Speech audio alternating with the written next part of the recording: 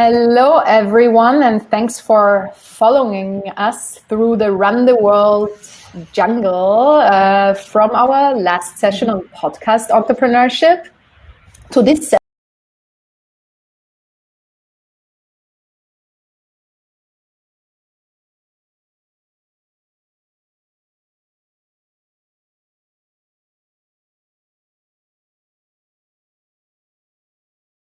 as well as philanthropy funding to kind of work better for community media to focus more on niche media that's serving underrepresented communities, to diversify media funding and entrepreneurial funding. And I'm super glad to have a really fantastic group of panelists here with me today. And I'll briefly introduce them, and then I'll give them the opportunity to kick us off with an answer to a first question. Anna Nirmala at the American Journalism Project. Hey, Anna. Hello. Hi, everyone. We have Kara Mayberg-Guzman, who is going to talk to us and share a little bit about Tiny News. I think that's like the very first time was there a public discussion about that yet? Like a panel discussion or something? I think this might be the first. Excellent. I love exclusives. That's the journalism thing that never goes away, right? Exclusives are always great. So we're going to dig into what Tiny News is and will be. Thanks for being here, Kara. And then David Grant from the Facebook Journalism Project. And David will share a little bit about how Facebook approaches funding. And I said that in the beginning, full disclosure, and I'm not embarrassed about it. So that's why I'm saying it here. We are very grateful for the support that Facebook has given us for the entrepreneurial programs that we are running here at the school, because what it allows us to give scholarships to people who otherwise couldn't afford taking the programs, and with a specific focus to people serving underrepresented communities. So we are very grateful to have that support. And let's kick it off with this conversation. As always, please feel free to drop your questions, remarks, thoughts, anything in the chat. We'll be screening the chat. The panelists will be, discussing things in the chat as well. So feel free to throw everything out at us that you want us to talk about. But to pretty much kick us off, we've talked about niche media and media that's like oriented towards their communities and trying to tell the stories of their communities in the past 2 hours. And I think we all agree, otherwise we wouldn't have set up that panel, that venture capital and philanthropy sometimes not do the most perfect job in supporting these entrepreneurs. Can I hear your kind of first assessment of why these new kinds of entrepreneurs are important and why you feel we have the task to figuring out how to better support them? Anna, if you don't mind kicking us off with that. Absolutely. I mean, I think it's essential for this ecosystem being rebuilt, right? And so when we started the American Journalism Project, that was a non-negotiable. And my first role at AJP was Director of Portfolio Development. And as John Thornton told me when we were chatting kind of a year before we launched, he's like, go build the fund, right? And so that's a big statement. What does that mean in terms of what should this portfolio look like as we think through both short-term and long-term goals? And one of our big short-term goals is really saying and having kind of our whole society understand that news is a public good, right? Information and access to it is a public good. And so how do we build a movement where that is really possible and we're treating it as such? And then how do we also rebuild an ecosystem and rebuild local news in a way that it never existed before, right? And that's really having communities at the center, their information needs being heard and served. And then also with that, really, really empowering leaders of color and making sure that they are also the ones building and leading these efforts. And so I'm very proud that at least I think around 50% of our portfolio are journalism organizations that are serving communities that have been traditionally underserved, led by people of color. And so that's been a value. And so I think we'll continue to both think in that way while also trying to solve this massive problem, right? Where lots and lots of people don't have access. So I'll start there. Thanks, Anna. David, do you want to pick it up there? The challenge with investing in this thing is that the outcome is so far in the future and so unclear that you can't get credit for what you do along the way. Right? It's just super, like, until everyone in West Virginia reads the Mountain State Spotlight or something like that, like, it's very unclear, like, what the steps are up to that point where are we having an impact. And so that in the venture space, right, and like people that want large returns, like, that's just not going to work, right? So there's sort of there's a blocker there. And the value that a local news publication has on a community is also can be very unclear for long periods of time. I mean, you have to really believe that this organization, this community matters, and that the newspaper makes it better. And that's like a chain of belief that is not necessarily built into every single community, right? Like, so that's why investing in these spaces is hard, is just being able to say, like, well, did we win? Like, it's really unclear sort of at the end of the day. And I think the way we can talk about how we turn the corner on that, but that's sort of like the from to, is like getting people to realize, hey, this organization does speak to me. It is read by more than just the wealthy white people in this area, by and large, right? And if we can do that, if we can get a more representative news media, then you do get more traction, then you do see more good things happening. But I think that's the fundamental challenge, is along the way, there are very few points where you can say, look at this very clear success. And so we just have to think about that and talk about that and how we can do better at that. Excellent point. Kara? Sure. So I am part of the founding board of the Tiny News Collective, which is a new collaborative that's working to help founders make it easier for people to start newsrooms in their own communities. So we're providing tools, training, and funding to help get these tiny newsrooms off the ground. My main day job is I'm CEO and co-founder of Santa Cruz Local, which is a tiny newsroom in Santa Cruz, California. And we're part of, as you've heard this morning, we're part of this wave of hundreds, thousands of small newsrooms that are owned and led by local journalists who live in the communities that they serve, that have strong investments in making their community better, which I think is key with this new movement of small, independent, local online newsrooms that are popping up all over the country. We have the opportunity to diversify media ownership. Journalism has a diversity issue. It's overwhelmingly white and overwhelmingly male. I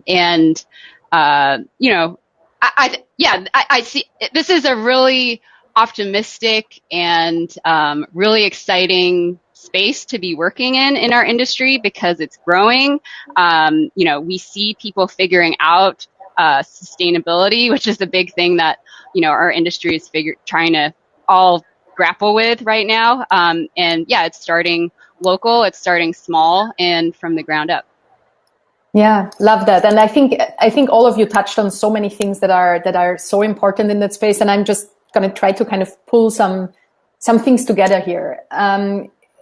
One of the things that both David and Anna talked about is that if we look at these tiny newsrooms, at these local kind of startups, at these niche publications, we just need to find a better way to measure success and impact than we used to do with kind of these pure reach-oriented, kind of venture capital-oriented digital media organizations. So, Kara, I'd love to kind of continue to hear from you, since you are leading one of these organizations. How do you define success? And I don't necessarily mean just in a business sense. How do you define impact? So what do you tell your funders, your supporters, when they ask you, we gave you money, is that, did you make something out of that? How do you define that? Shoot, did David leave? I really wanted him to hear this. He might be still here, but hidden and taking care of his puppy. Now everyone knows. I wanted to respond a little to what David mentioned, is about how it's really hard to measure impact for an investor. I mean, I think what this pandemic has taught us is that, you don't have to go very far to find really important stories in plain sight that need to be told. Like, I think everybody's world has shrunk a little bit in the past year. And I mean, impact for us is not really about page views. It's not about, numbers of people necessarily reading our stories. It's about reporting, like uncovering delving into our county's biggest issues, looking at ways to solve them and trying to drive connection, meaningful conversation, informed conversations, and eventually, hopefully, policy change on these big things.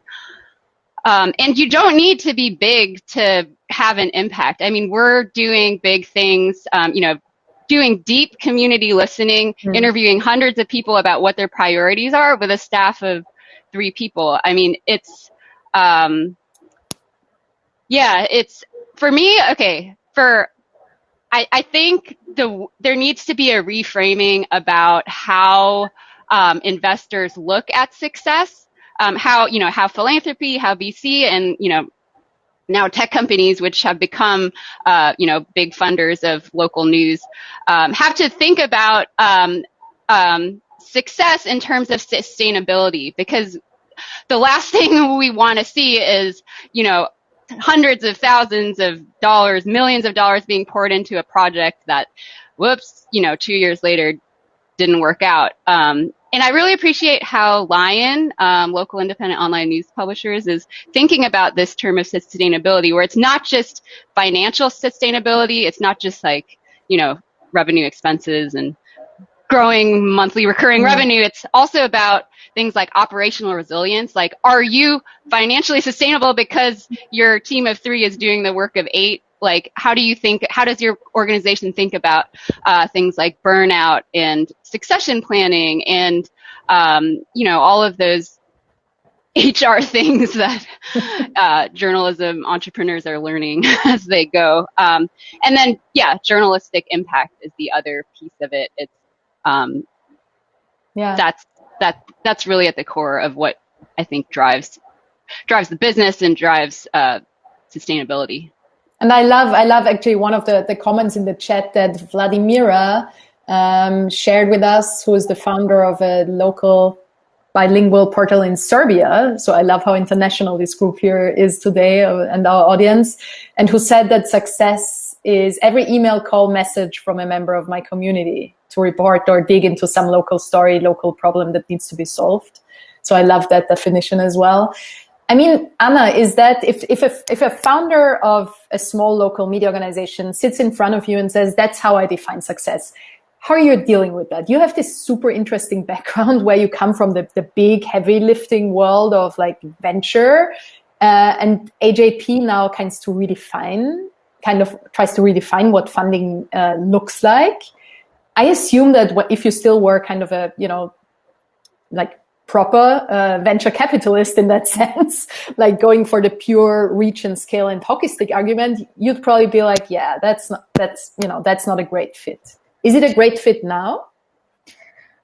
So I think we have so much to learn from history, right? Of where efforts, even outside of industry, have gone, where they start small, they start really connected, and then they grow rapidly and they lose what made them really successful, right, to begin with. And so AJP is unabashed around the fact that we exist to strengthen revenue and operations, right? This is the area that a lot of nonprofit funding, particularly because we do focus on nonprofits, people want to fund journalists and reporters and programming. They don't want to fund what we consider as the essential part of building building for sustainability and building civic institutions, whether that's small or large, right? And so we believe that impact is really around information needs being met, right? Where are those information needs? Who's meeting them? If there are gaps, who's rising up to serve, right? And so for us, success means that if we're putting in dollars for a head of corporate sponsorships or a head of development or a head of audience and product, that by the time the end of our grant period happens, which is 3 years, not only are they bringing in money to fund their headcount, but they're bringing incremental revenue so that we can grow programming and that we can sustain it. Because prior to AJP, I spent a couple years at Harkin. And one thing that I do know is that when you engage with your audiences and then you go away, you've broken trust. And so we need to really have community and audience-centric organizations that can make those relationships last. And so I couldn't agree more. I love what Lion's doing, and I love nerding out about operational resilience, because that if there's anything less sexy than business, it's operations. And I'm a nerd about it, right? Because it is this connective glue. It's what helps us understand every business unit or every unit in an organization. What are their priorities? How does it work together? And how can we make sure that if I'm sitting on editorial, I do care about how the business team is thinking, right? I know how my work contributes to this overarching goal of just being around for years to come. And if I'm sitting on the business side, I understand how programming and editorial is thinking, and I'm sensitive to that. And I understand the ethics of making sure that, nothing is influenced by the business side. So I couldn't agree more that we really need to think about defining success and impact differently. And I really think health of communities and their information needs being met is one of the easiest ways to really go about that. Totally. And I will share that Anna and I recently nerded out about our shared love for operational org charts and funnels. But we don't want to lose the 73 people who are joining us in the room. We understand that not everyone. We understand that not everyone might be as passionate about org charts, funnels, and operations. I love funnels. We are. Yeah. So I'll hand it over to David before we lose. I'm just saying, it's interesting. Granted, if you're not making a journalistic impact, then you don't deserve to exist. Just because you can run, so I just take that for granted, off the bat, right? If you're not doing that, then you don't get to play, right? Full stop. Okay, so above that, what are we looking for? What are those markers of success? And it is sustainability, but it's sustainability kind of at different levels. You have to kind of be very clear about what it is you're trying to be. There are independent creators. The first panel today, it's how much monthly recurring revenue are you? Are you talking to a community? That's a fundable and successful venture, right? It's sustainable with this one person and a fluid team of people around them from Fiverr, from services, from Lion, from other things, right? That help them be a great local news contributor, right? That's one size of the ecosystem and you can be successful. The second size is a strong, and I would say that's 1 to 10 people or something, right? That's there's one, that's a certain thing. And then there's a medium-sized organization, a public source in Pittsburgh, or some of the folks that the AJP that they invest in, right? They're bigger, but they're not the Boston Globe. They're not massive, but they cover a state or they cover a wider area, and they have some sustainability characteristics. Then there's a major metro organization, might be a public radio station, might be a newspaper, might be some combination of those two things. And then there are the big, the apex predators, right? The New York Times is in Bloomberg's right at the very top, and there's a couple of those.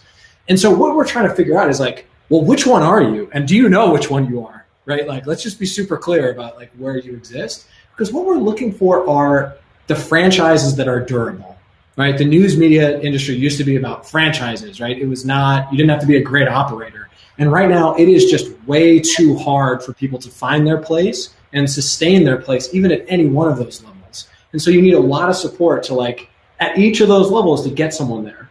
And if I just go a little beyond that, that's the European Enterprise Journalism Creators Program at CUNY. That's what we do at Facebook with the Accelerator Program, or what AJP does for teams, for the middle and top tier of that investment, right? And so we're trying to you need to build sort of an ecosystem of support at each of those levels. And some people will move between them, but most of them are just going to one and they're going to stay. And so that's what we're trying to figure out is what are the markers of success of each of those, so that we can right-size the investment.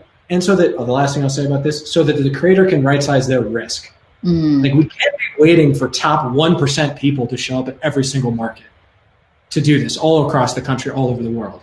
Because we're going to be waiting a long time. There's going to be people are going to be waiting a long time for Kara to scale, to inspire 100 other people like her, Sierra down at Scalawag, or the Texas Tribune coaching tree, right? All the people that come off of that. God, we're going to be waiting forever. So we just have to make this easier for people to get into this space and find their place, right? And be able to get to the level that they need to go to. And I think that's where we'll start to see And I'm just like, that's where Tiny News comes in at the smallest level. That's the AJP stuff. Like, you can see it coming, but just how can we make that go faster, right? That's what we're all trying to get to. Yeah, that's such a great point. And I think when we all look back at kind of if we had this panel 10 years ago and we talked about entrepreneurial journalism, chances are we wouldn't have talked about niche. We wouldn't have talked about community media. We wouldn't have talked about like 1 or 3 person things. We would have kind of all tried to talk about, it needs to become the next Buzzfeed. It needs to become, the next Vice. How are we going to kind of create a growth trajectory that like ends up with a hockey stick, and that at some point some venture capitalist says, yeah, awesome, we're going to buy into that. So I think things are changing. And the question that I have, and that I'd love to hear from you, and maybe Kara, you want to be the first to answer that, is, so if we agree that we need to support this ecosystem, that we need to support these niche creators, what do they need from us? Is it money? Is it, support to become sustainable? Is it training? Is it, kind of, just feet on the ground, like people that help them get stuff started? Is it connection? Is it community? What is it? Well, I can tell you about my experience co-founding Santa Cruz Local. And if we're talking about community niche journalism, and I mean by that I'm thinking about small newsrooms that are founded and led by journalists that serve their local community, whatever that is. For me, I mean, why the whole, I don't think the philanthropic VC and tech community fully appreciate how friggin' hard it is to start your own newsroom. I mean, it's like we literally created, so in the span of 2 years, we started with an idea in a coffee shop, and 2 years later, we have, growing monthly revenue, more than 700 community members who are paying the bulk of our bills through memberships. And the whole, the biggest hurdle for me personally, and I think for a lot of founders like me, is just the living expenses in the first year. I was only able to do this because I am lucky enough to have a husband who has a stable job, has health insurance, and we didn't depend on my salary. I didn't take a salary until, like a real salary, until this year, and it's still, I'm not paying myself tons of money. There's this runway, I sold my car to get seed funding to start this company. Part of that paid for my living expenses. My co-founder worked a second job, was still working his other full-time job while doing this on the side until we could get him full-time. And that's part of the reason why I'm so excited about being on the board of Tiny News Collective, which is that we are raising money for this founders fund that would pay for living expenses, specifically for founders who have been underrepresented in media ownership, to help them, scale up in the first, 2 years.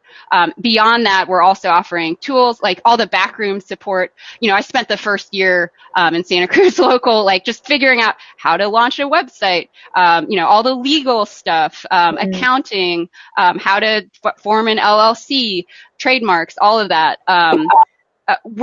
Tiny News Collective is sort of providing all that backroom support, and by the way, giving you a website that works, that's like exactly designed for this kind of thing, and then training on top of that. So I think it's a combination of things, but for me personally, it was just having the financial stability to jump in with both feet full time.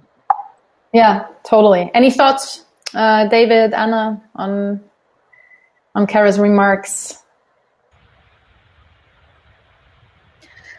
I couldn't agree more. I'm thinking about VT Digger, that now is, that primary source of local news for the whole state, and story of starting with $16,000 and not taking a salary and not taking vacation and not taking all these things that actually make someone's human life sustainable, right? And so how do we think about A, the privilege, right, of who can do that, and then B, how do we make sure that that's just not the case? And that's why Tiny News Collective existing and really solving for some of these barriers to access and entry is so critical. I also think that we've got to bring people from outside of the industry into this space to help think through these problems, right? And we need to have entrepreneurs. I cannot and should not be one of the only people that I know in this space that comes from, a corporate business background. And I went into that world solely so that I could leave it really, really quickly and go into spaces that needed the business help, right? And so I'm not unique. There are a lot of people like me that are looking for ways to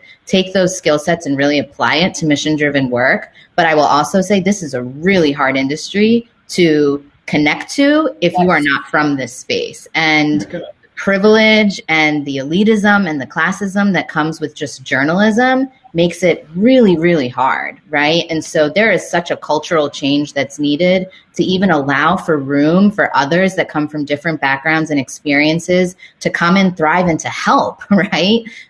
So those are things I'm thinking through too, is how do we really diversify the talent that makes up these organizations and make it a welcoming place for people that come from other worlds? And we're competing with every company that wants a extremely intelligent, young person of color in the United States of America to come work at their office, right?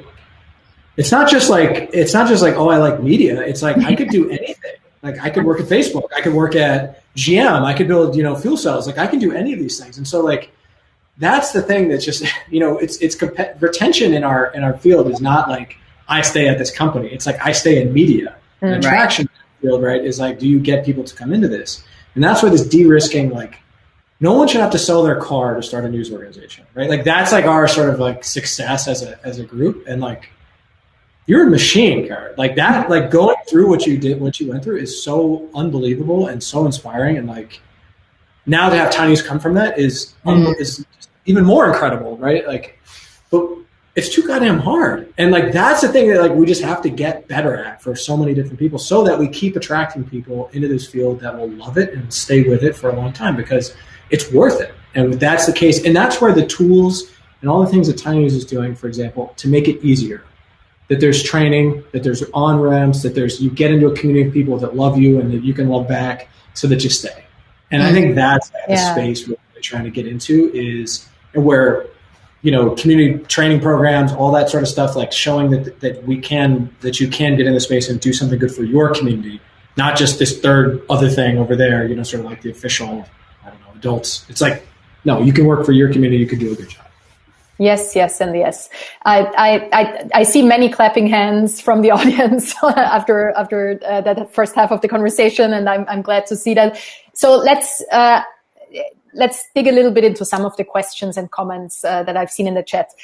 One of the things that I feel is there are, like obviously, like with any transformation, there are tasks for pretty much every player in the ecosystem to get better at what we are doing. For venture capital, philanthropy, it's diversifying their funding, it's understanding how to really like support smaller community-oriented media and not, kind of follow old definitions of what impact looks like.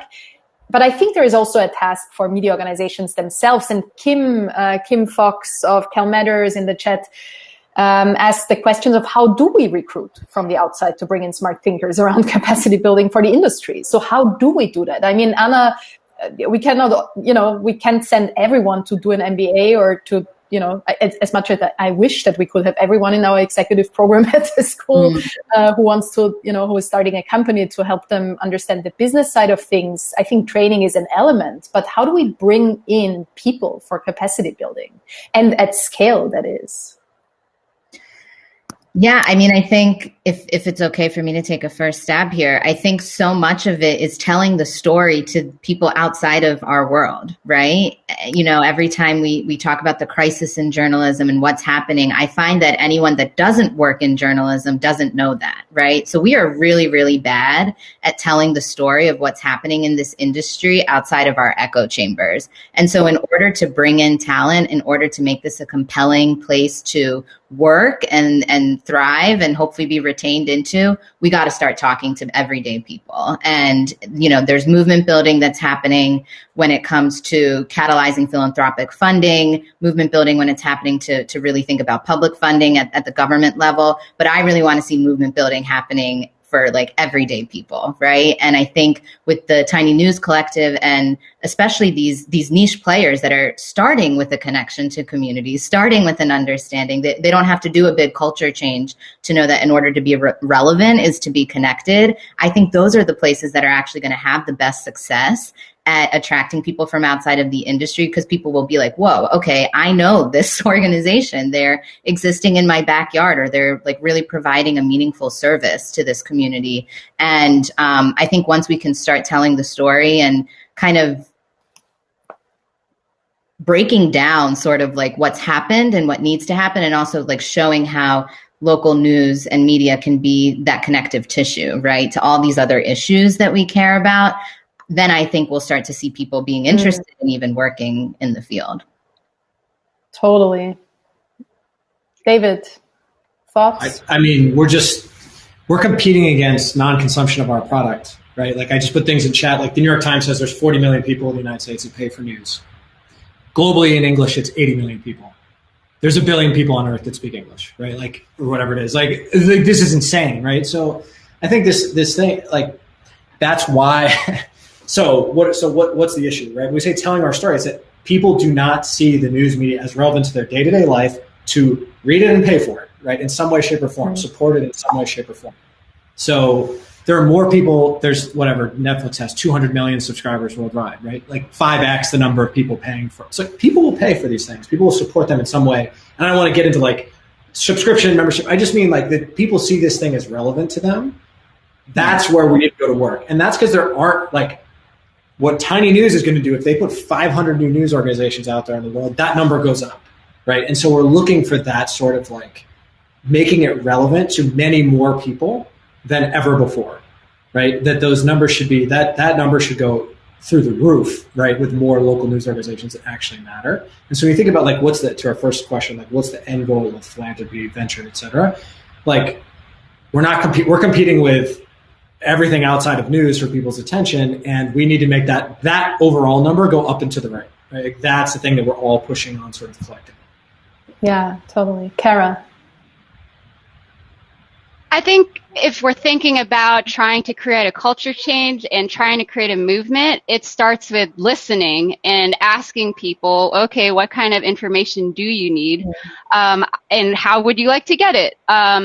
I really look up to the example of the Listening Post Collective and what they did in Fresno, where they spent, so they're a funder of local media, among many other things they do, but they spent a year in Fresno doing an information needs assessment, trying to understand where the information gaps are, how people get their news. And, they found that people aren't just like single source news consumers. You don't just go to the New York Times or whatever to get your news. You get it from a lot of different places. And so what they did is, after a year of study, they shared in a forum, what, the results of it, and then put out a request for proposals. And then they got a bunch of applications and ended up funding 4 different news startups, among them a news organization for primarily Spanish speakers that got news over WhatsApp. And then there was like a bilingual newspaper. What it was about was it's not really focused on just funding one newsroom that's supposed to solve everything in the community, but really, okay, how can we think about the ecosystem, of that area, and how can we create a healthier local news ecosystem for Fresno? Yeah, and also that like local community foundations should start to have those conversations and care about media as a category, right? Yeah. Because that's also part of it, right? Because like from a Facebook or from like a big funder perspective, you're never going to go to like funding 4 people in every, like it's not going to work. But there is a community foundation in every single one of those places that can do that work. And so it's like, how do you start to connect those dots as people start to see, because to go back to the core challenge, those people do believe that the community matters, and they could have the hypothesis that a news organization would make it better. And that's like unlocking that a community foundation should support you just like they support food security, just like they support any other, housing, other sorts of things in their community. That then unlocks that kind of cool stuff that Kara was just talking about, right? Because that's the cool media stuff. But we need to get people that can stick with the community for a long time in a way that like a large national funder is just not going to be doing that type of work, which is absolutely necessary. Like that, but that comes kind of from a different place. Totally. And one thing that I'd like to, and that many of you touched on in the conversation so far, one thing that makes me excited about the situation we're in right now is that there are several forces, different associations, different people, and I think we all do it to a certain extent, trying to kind of hack the system in a way, right? We're trying to change the perceptions that have been there and are trying to kind of reshape how entrepreneurship, entrepreneurial funding, entrepreneurial education in the sense of CUNY works. So the question that I have for you is, I assume, and I know, and I think we all know, we are amongst friends here, so only 74 other people listening in. So we can be open about that. Not every funder in the world, not every community foundation in the world, not every local funder in the world, not every venture capitalist, not everyone who has access to money and resources, I think, has reached a point yet where they understand the importance of small, deeply rooted, community-based local news, and where they understand the importance of supporting this ecosystem. How can we, as in people who think this is important, how can we help them understand the importance of that path? How can we hack the system in like a scalable way where it's not just us agreeing that it's important to give money there, but persuading others in the ecosystem that have access to resources and money? Just a small problem for a Friday afternoon. I'd love to jump in on that. Yes. I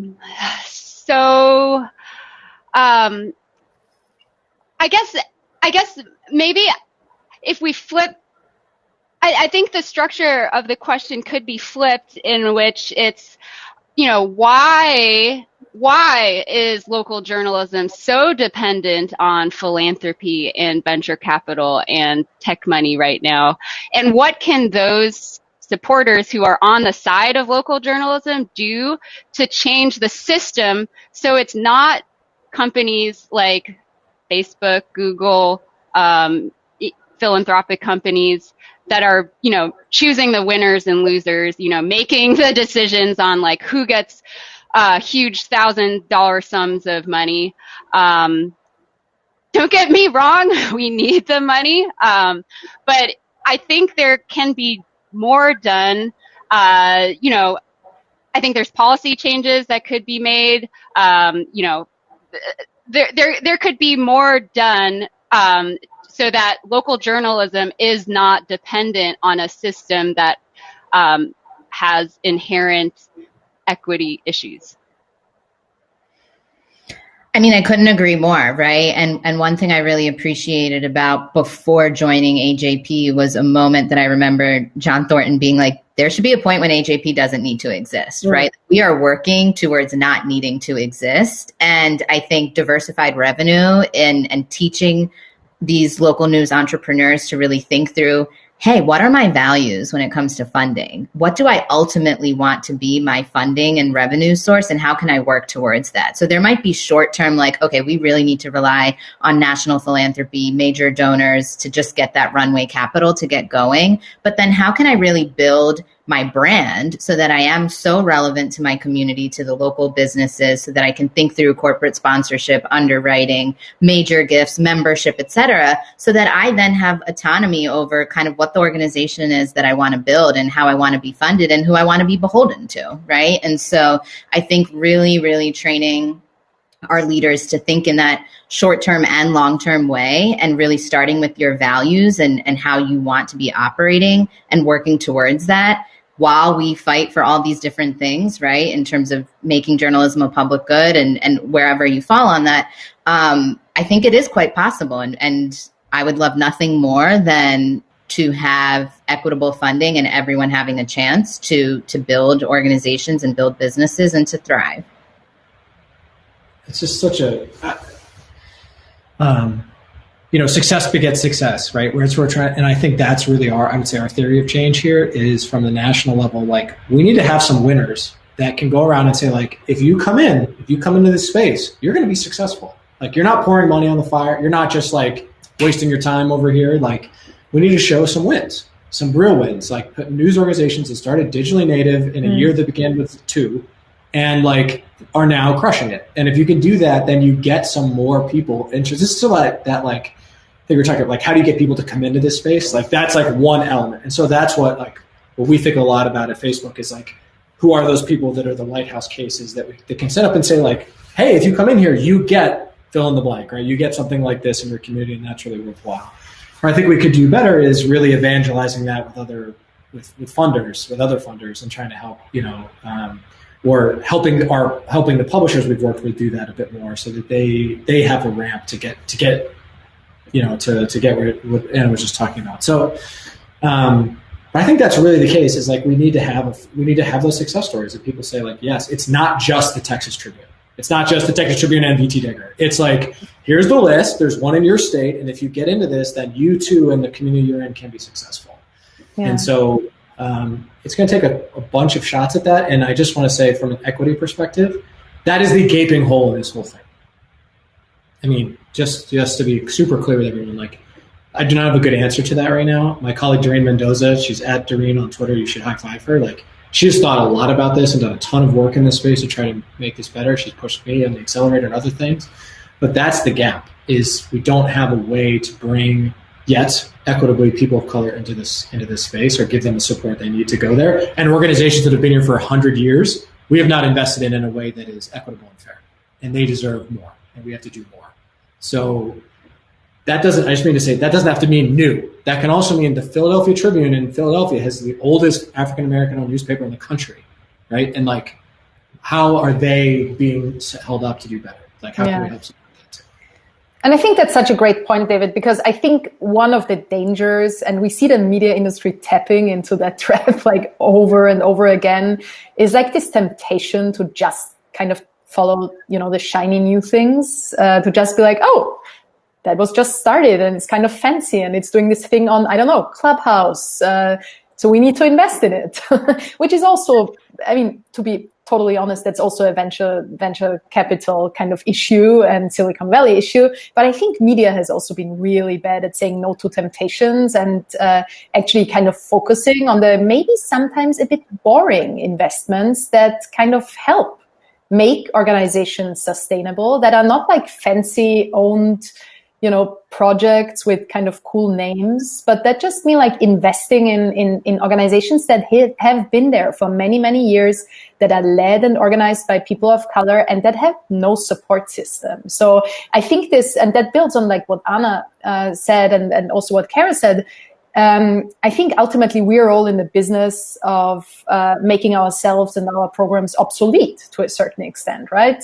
Success is somehow if no one needs the entrepreneurial programs anymore that we run at the J School, and if no one needs the management trainings anymore, and if no one needs money from Facebook or AJP anymore, if they kind of just learn to be active themselves. So I think and everyone runs on Tiny News. And everyone is just kind of, and we're all out of a job, but Kara runs the world. Well, I would love the opportunity to just respond for a second. What David said, that we don't have the something like, or the capacity, we don't have the tool to get more founders of color, more people of color into this industry. And I mean, okay, if we put the systemic change aside, where if we can't change a system where local journalism is totally reliant on big tech and venture capital and philanthropy, and let's just assume going into the midterm future that the system continues to work the way it does. The amount of money that it would take to create a huge impact on tiny newsrooms like ours is not that much money. And it's totally within like these big funders' capacity, as far as I see it, to make huge impacts on local newsrooms that are, that are founded by and serve communities of color, in other underserved communities. I mean, the amounts of money that are going to organizations like ours, aren't, transformative. I mean, it's like, for example, Santa Cruz Local got $5,000 last year from Facebook and $5,000 from Google, which is like great. It got us through the pandemic. It allowed us to bring our staff to full time, for that time. But it's like we're trying to build to 300K by June, which is like a huge, would be a huge milestone for us. And it's, I think it's within the realm of possibility for, these big funders to, I don't think it's that much of a ask, I guess, from these big funders. I think that's a good point, Kara. Yeah, David, go ahead.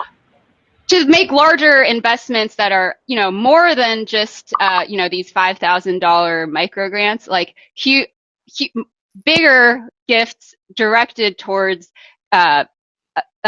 local newsrooms that are started by and serve communities that are underserved. For sure.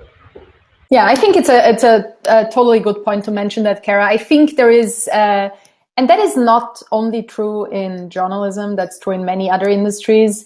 There is kind of a tendency that big money tends to, promote other big grants. So kind of, the people who get the big grants keep getting them, and people who are kind of outside of this loop, and that's, predominantly people of color, people who don't have the connections, people, who are not in like these philanthropy and venture capital circles, have a harder time getting that very first investment that then triggers other investments. I mean, Anna, is that something that you are trying to break, that kind of circle with HAP? I know that's something that you're also very passionate about.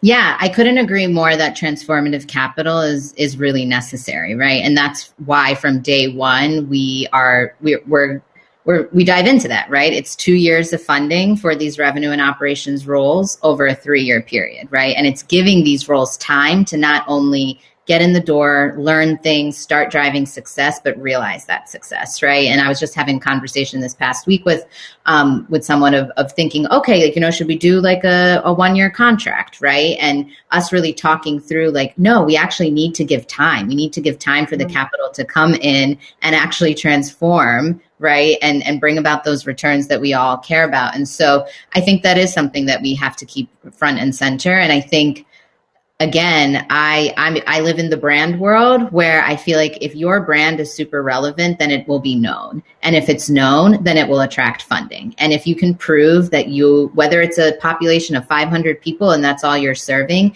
if you can prove that your organization is serving not just 10% of them, right, but 90, then I do think then the funding will come, right? Because as we can see, the moment someone knows a name in this attention economy and also just in the way our society works, then, resources go there. So I think we have to, especially as journalists and reporters, really understand that's why people talk about engagement being important. Even if it takes time, that's why you have to do it, and why it has to be core to your workflows, core to your operations.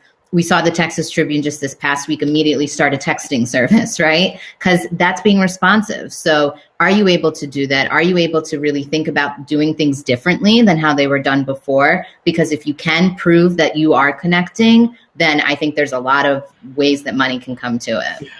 Yeah. What occurs to me as I'm listening to this, and again, I truly am just thinking out loud with you all here. There's no systematic way that when you're ready to grow, when you need something before. So let me back up.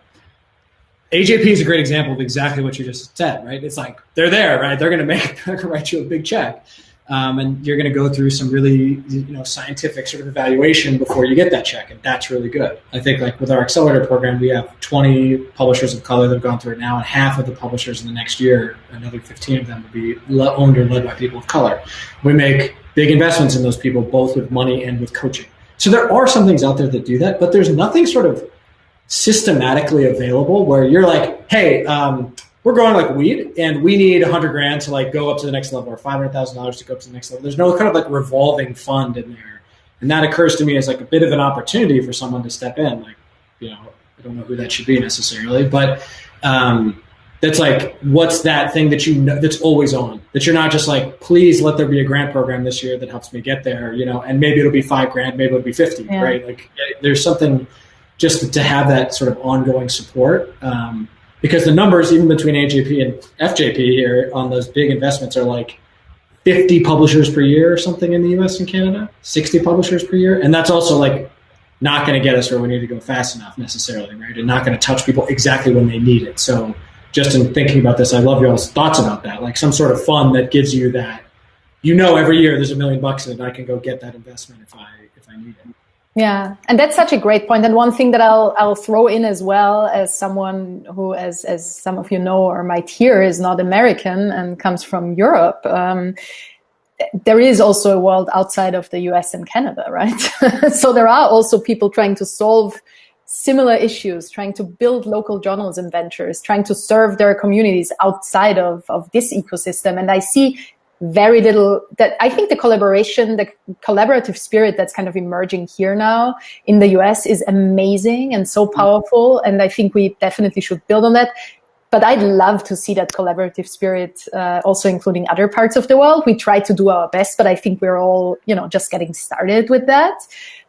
So I think there are some to-dos. So I'll take some to-dos. I'll take one of the things that I'll take, and we need to wrap up this session here. So I'd love for all of you to share one of your thoughts on that. One thing that I take as a to-do is I think I'm already pretty good at collaboration. But when I think about it, there are some organizations and institutions that I should reach out to and be like, hey, we're doing these things. Is there a way that we can, kind of join forces or help each other or share experiences? So I'll kind of take that homework of working even more on collaboration in that field when it comes to supporting media entrepreneurs. Any thoughts that any of you have? Are there any kind of things that you take from this panel where you're like, yeah, that's something I'll work on or dig into? Yeah, I would love to constantly hear feedback, right? We're a new organization, we're a new foundation, and we're doing a lot of things for the first time, right? And so one thing that I was really passionate about when we first started was having a rubric that was public that could show how we were thinking through grant making, right? Of like, here's how we're assessing, here's how you can assess yourself, how can we be more transparent about how funders are thinking, what are their priorities, and how do people, especially those that have not traditionally have had access to philanthropy and how this world works, how can they understand what we're looking for? And so I want to increase that transparency. I want to even be more open about how we're thinking, how we're working. And I want our grantees too to be able to share that as well. Mm-hmm. So telling that story more, both about the work that we're doing with our grantees, but also just how we're thinking through things as things change, right, constantly, is a to-do for me as well.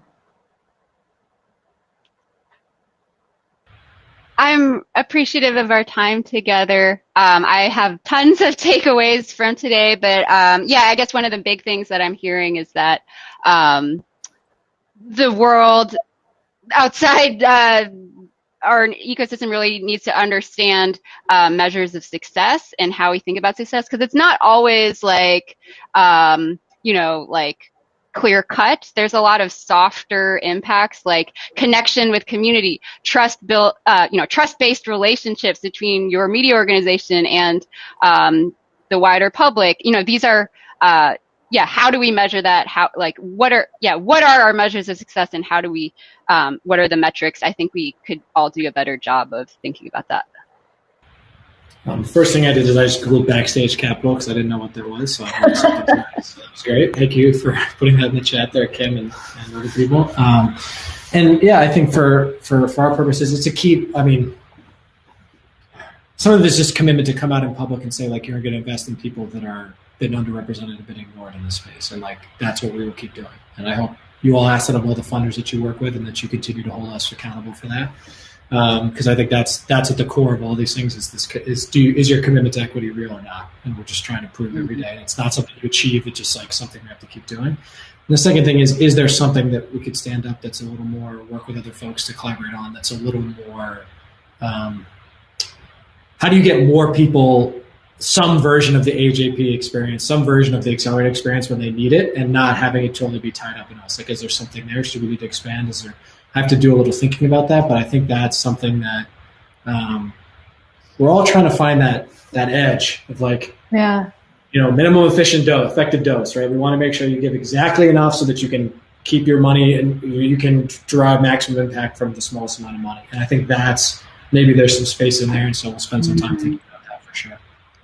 I love all these thoughts, and I love that it's so actionable and we all take something away. I hope the audience also takes something away from that. I hope you all enjoyed being here. Thanks so much to my fellow panelists for spending your time.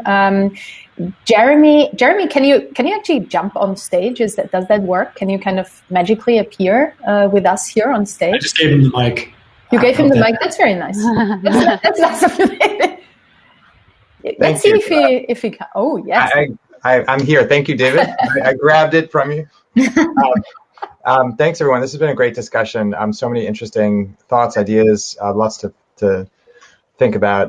The next session is the last one, and it's not going to be a lot of people talking on a stage, although that has been very interesting, hopefully. It's instead going to be people talking to each other one-on-one. So that's one of the fun things about Run the World, different from some of the other platforms. It's like a speed chat thing. So a few rounds of few minute chats. So the link I just pasted in the chat here, and we'll close this session up, and you can join us there, and we'll say a quick word or two of hello, and then we'll jump right into those one-on-one conversations, and we'll wrap that by 3:30. So not too long, but it is nice to get a chance to talk to a couple of the other people here. So that's the idea, is to meet people. It would be lovely if some of you stayed with us and did a little networking. I know that many of you already exchanged notes. We also added again the Google Doc where kind of everyone can just enter the info, and we'll share that with the participants, with everyone who was here today later.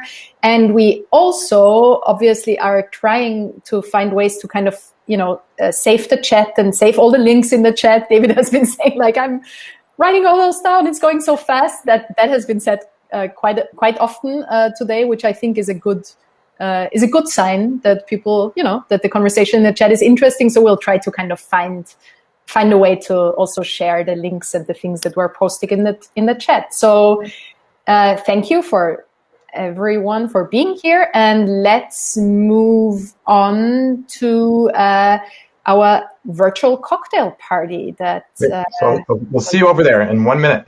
We'll see you over there in a minute. Thank you. Wonderful. Thank you, Ron. Thank you so much. This is great.